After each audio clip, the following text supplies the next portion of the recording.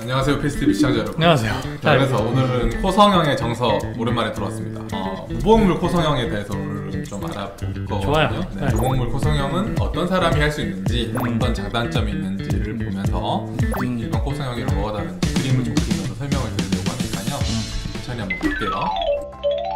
자, 보통 이제 무보형물 코성형이라고 하면 이렇게 보셨을 때 긴 매부리 코들이 많이 해당이 되긴 합니다. 지금 보시면 보통 무보형물 코성형이 어떻게 들어가냐면요, 이 매부리의 어느 부분을 사용을 하는 거예요. 그림을 해서 한번 보여드리면 이게 대충 그려놨는데 코끝 이상적인 코끝 높이가 여기라고 봅시다. 그죠? 그럼 우리가 이 원하는 라인이 이 라인이라고 했을 때, 그죠? 이렇게 코가 예쁘겠죠? 실리콘이 여기를 이렇게 들어가 주는 거예요. 이해가 되시나요? 그러면 이 라인이 매끄럽고 코끝과 연결 부위도 라인을 만들어주는 일반적인 코성형이 이렇게 한다고 했을 때, 그래서 코가 낮은 그냥 코들은 무보형물 코성형이 어려운 경우가 많습니다.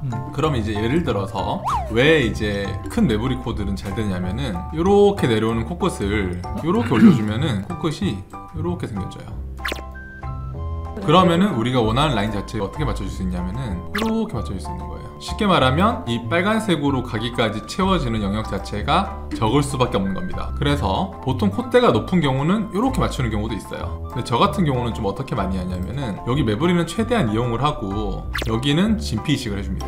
살짝. 그리고 여기는 귀염골 이식을 해줘요. 그러면 최종적인 라인이 이렇게 맞춰지는 거라서 아까 케이스 보시면은 이렇게 구분 라인일 때 이렇게 올려주고 귀염골 이식 해주고 여기는 진피 이식을 해줄 수도 있고 안 해줄 수도 있고 그런 느낌이 됩니다. 근데 이제 이 무보형물 코성이 한계가 있잖아요. 한계가 있죠. 네. 저는 이제 환자분들한테 설명할 때 보형물을 안 쓰고 싶다고 하시는 분들은 한 가지, 딱 눈 사이에 미간을 안 높여도 되면 무보형물로 어느 정도 코 모양 잡는 게 가능하다, 이렇게 맞습니다. 설명을 해드리고 있어요. 왜냐하면은 우리가 실리콘을 만약에 쓰는 수술을 한다고 했을 때는 이상적인 라인이 이렇게까지 하는 게 나는 예쁜 것 같으면 이거는 무보형물이 안 되는 거예요. 이럴 때는 어떻게 하냐면은 여기 매부리를 갈아버리고 실리콘을 이렇게 넣어줍니다.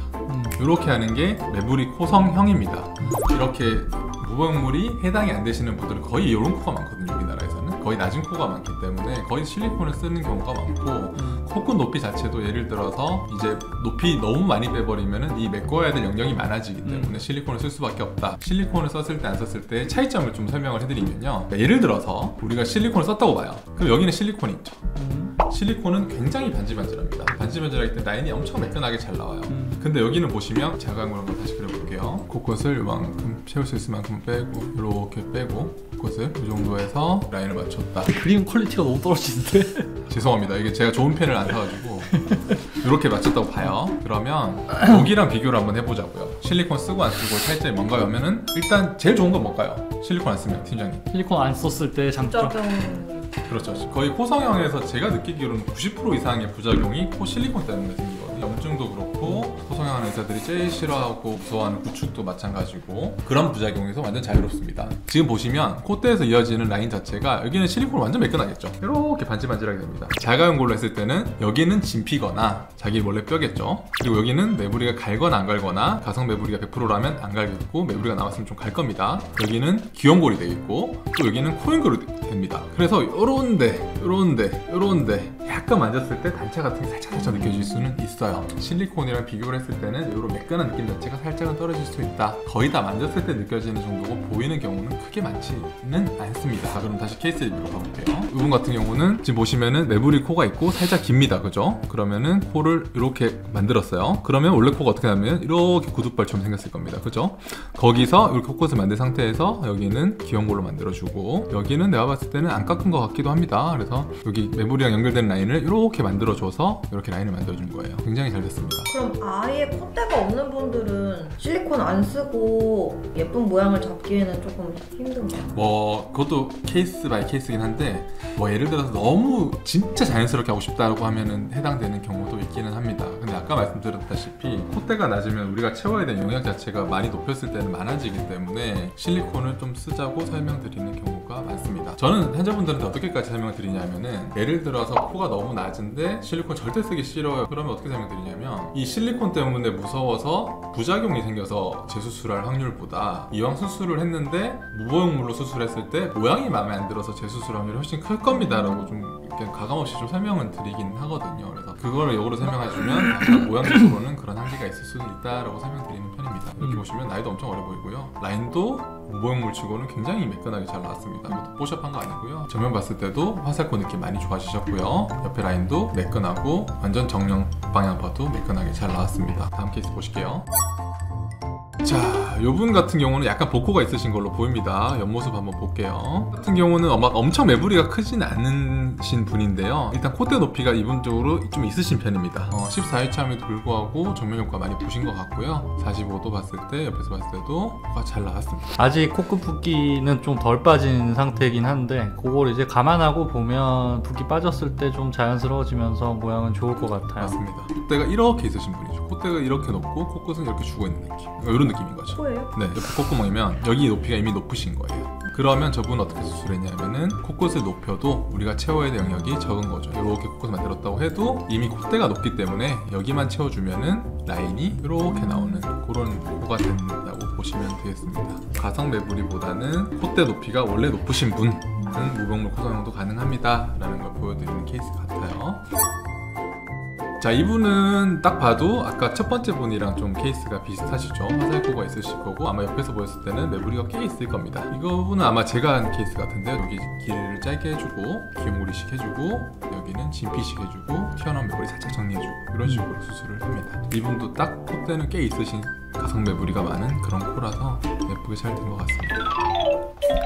그래서 오늘은 무보형물 코 성형에 대해서 개발세발 그림과 함께 리뷰를 해봤는데 이해가 잘 되실런지 모르겠습니다. 사실 이게 상담하러 오실 때 보형물을 안 쓰고 싶다고 말씀을 하시는 분들이 더러 계세요. 근데 하여튼 대부분 보형물이 문제를 일으키는 거에 대한 거부감인데 사실 그렇게 퍼센트가 높지 않아요. 사실 굉장히 낮죠. 실리콘으로 인해서 문제가 생기는 퍼센트 자체는 굉장히 낮은데 이제 문제가 생긴다면 실리콘으로 인하여 생기는 경우가 많기 때문에 뭐 안 쓸 수 있으면 안 써도 좋은 건데 이게 사실 해당이 안 되는 경우도 동양인에서는 특히 조금 많은 편이라 꼭 상담을 받아보고 설명을 자세히 들어볼 필요는 있고 그래서 그런 거 같이 얘기해보면서 보면 좋을 것 같습니다. 네, 그래서 저는 딱 이렇게 보시면 좋을 것 같거든요. 자기가 매부리 코가 있다, 좀 매부리 코가 있고 좀 코가 길다, 그럼 무보형물이 가능할 가능성이 꽤 높다 이렇게 이해하시면 좋을 것 같고